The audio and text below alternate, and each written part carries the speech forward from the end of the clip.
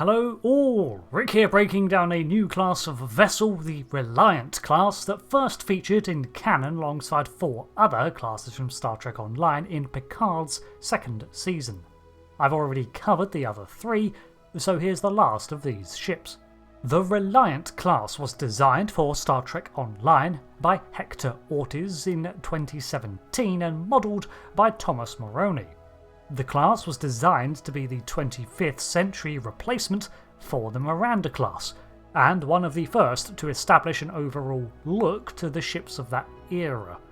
As numerous classic profiles were reimagined with a new aesthetic, including the Galaxy class as the Andromeda Cygnus class, the Nebula into the Sutherland, and the Miranda into the Reliant. The overall looks would be similar with the use of hull coloration and the overall styles looking as if they were all designed at once, which they were, both in and out of universe.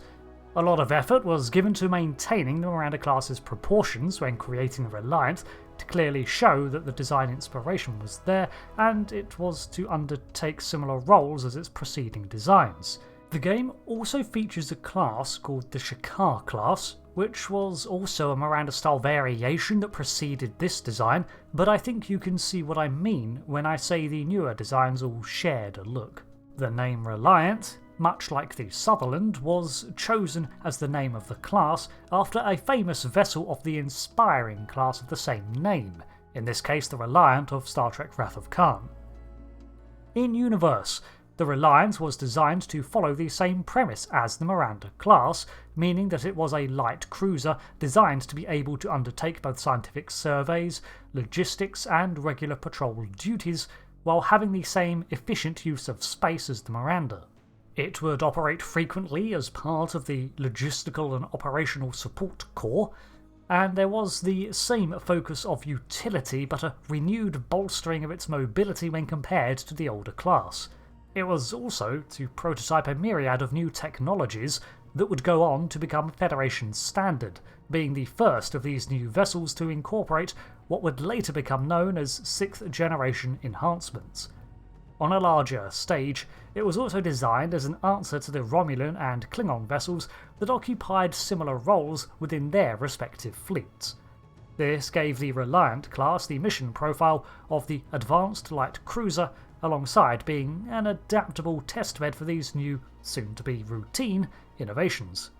These additions included the Dibernium hull plating, which gave them the distinctive black and light grey hull texturing. Dibernium was used because it was far more resistant against disruptor fire than other types of damage. Given the high usage rates of disruptors outside of the Federation, this alloy makes sense to choose, guarding against a wider array of aggressors.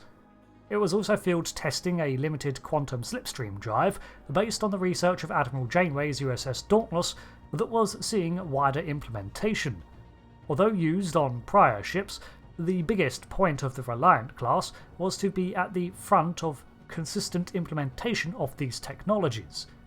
The QSD was known as a burst drive and could achieve slipstream velocities for 30 minutes, covering 150 light years, before requiring a 12-hour period to recalibrate and cool down. It also had a more refined sensor system combined with an array of particle emitters, including a potential energy entangler.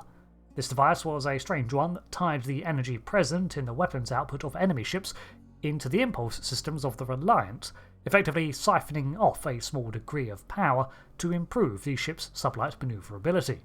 The ship was one of the first to contain higher levels of automation, making systems run smoother and with less delay.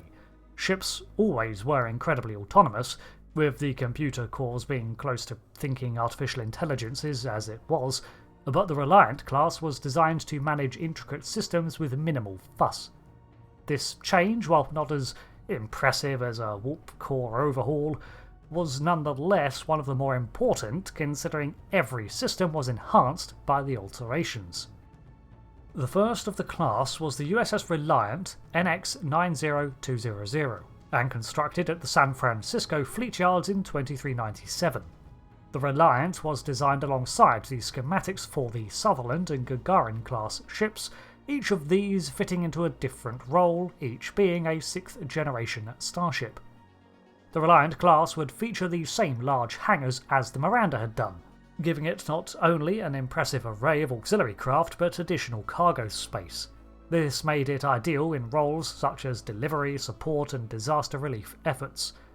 The USS Larkin in 2401 recorded a successful rescue of 800 colonists in under an hour to evacuate a meteorite impact.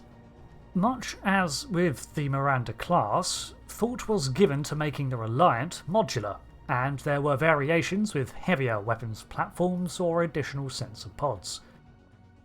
The Reliant was 251 metres long, which made it around 172 wide and 54 metres tall, including the mission pod. It had a crew of around 200 people, spanning 11 decks, and an evacuation capacity of around 1,000. Its maximum warp speed was 9.9, and it could sustain a cruise speed of warp 7. However, it also had the QSD burst drive, which enabled short sprints at quantum slipstream speeds for half-hour intervals. It had 2 deflector arrays, as with other survey-style vessels like the Intrepid. The Reliant class had 8 Type 12 phaser arrays around the saucer and 2 more on the mission pod, as well as an additional smaller array either side of the sensor pod for a total of 12 banks. It had 4 torpedo launchers and carried a small complement of quantum torpedoes, but mostly relied on photons.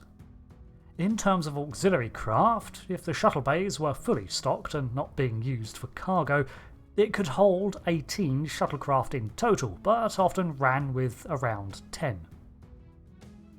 The Reliant class effectively stepped into the role of a fleet-wide workhorse, undertaking missions within Federation territory, mostly in logistics.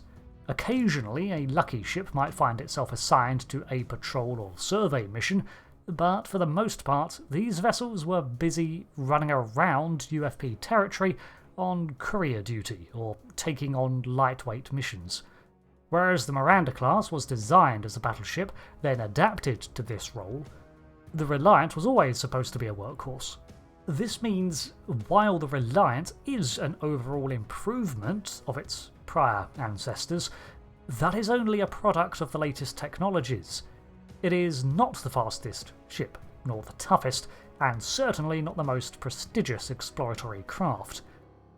But it can do just about any mission it is assigned to, just not as quickly. In this vein, it seems to have replaced ships like the California class, a jack of all trades but master of none. The Reliant class launched in large numbers alongside the Sutherland, but it's not quite as common as the Miranda was in its lifetime. But that's simply because the Reliant is only 4 years old by the end of Picard's 3rd season. Additionally, its role as effectively a large-scale test implementation of new technologies means that this vessel might not see sustained vast quantities if the level of development proves unfeasible or unnecessary for continued production. After all, Starfleet went on using the Miranda and Excelsior for generations beyond their heyday, even when better ships were available.